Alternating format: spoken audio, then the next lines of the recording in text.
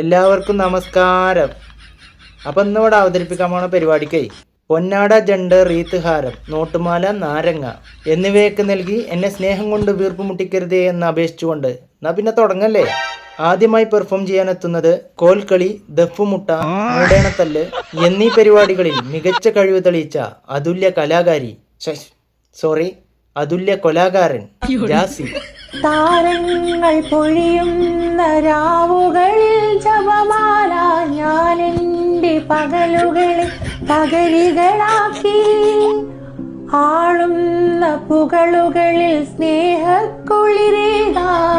തേടുന്ന ദിക്കറുകളിൽ യാചകിയായി.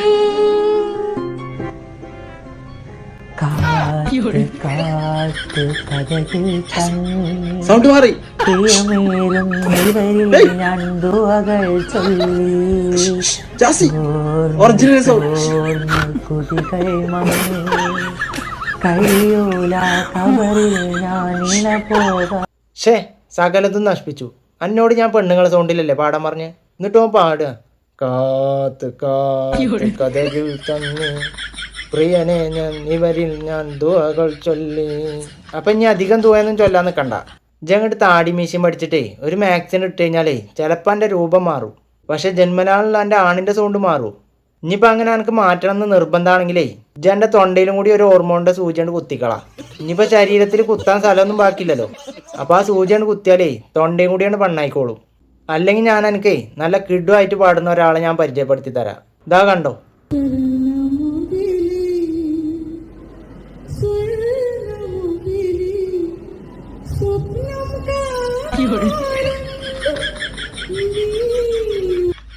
എന്താണ് ജാൻമണി, സോഡ കുടിച്ചപ്പോൾ സോഡന്റെ അടപ്പ് ചങ്ക് കുടുങ്ങിയോ?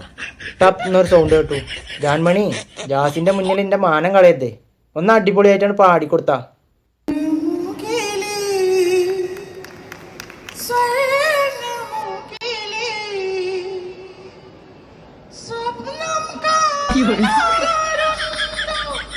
ആർഡത് ജാൻമണി സീരിയസ് ആയിട്ടൊരു പാട്ട് പാടുമ്പോൾ കോയിന്റെ ചങ്ക് പിടിച്ച് നെരിക്കണത്. ഇനി അങ്ങനെ ചെയ്യരുതേ. അത് പോട്ടെ, ഇത് പാടിക്കാം.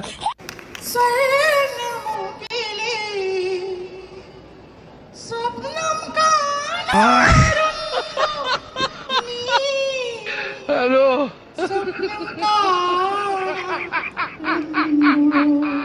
അയ്യേ, എന്താണ് ജാൻമണി, അനക്കും പെണ്ണിന്റെ സൗണ്ട് പിടിച്ചാ നിക്കണില്ലേ? അപ്പൊ അനക്കും വേണം ഹോർമോണിന്റെ ഒരു സൂചി. ഇനിയിപ്പൊ ആ സൂചിയൊക്കെ വെച്ച് സൗണ്ടൊക്കെ മാറി പാട്ടൊക്കെ പാടുമ്പോഴേക്കിനെ കുറെ കാലാവും. അതുകൊണ്ടേ ഇപ്പൊ ഉള്ള സൗണ്ട് കൊണ്ടേ നമ്മളെ പ്രേക്ഷകർക്ക് വേണ്ടിട്ടേ നല്ലൊരു പാട്ടാണ് കേച്ചിക്ക.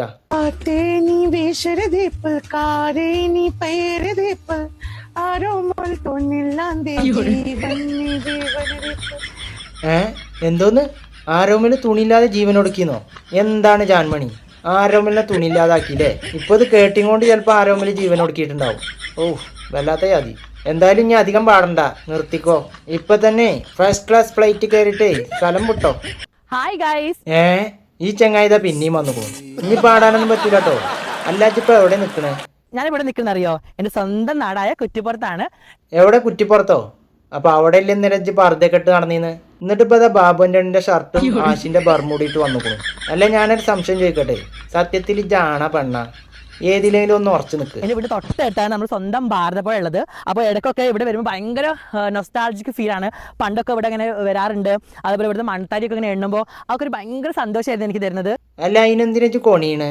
ആദ്യം എൻ്റെ കയ്യിൽ തിരുമ്പി കൊണ്ടിരിക്കണ ഹാൻസ് ഇല്ലേ, അതെടുത്ത് ചുണ്ടിൽ വെക്ക്. അല്ല, കുറെ നേരമായി പണ്ടൊക്കെ ഞാനിവിടെ വരാറുണ്ടായിരുന്നു, അതൊക്കെ എനിക്ക് ഭയങ്കര സന്തോഷം തന്നിരുന്നു.